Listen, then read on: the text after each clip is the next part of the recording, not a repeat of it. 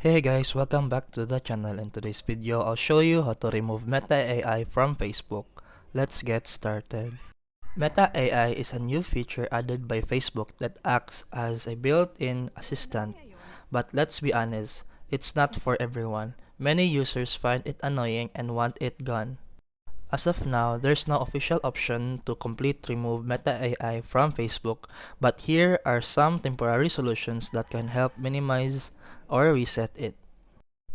Go to your phone settings, navigate to App, then Facebook, tap Uninstall, then head to the App Store or Play Store and reinstall Facebook.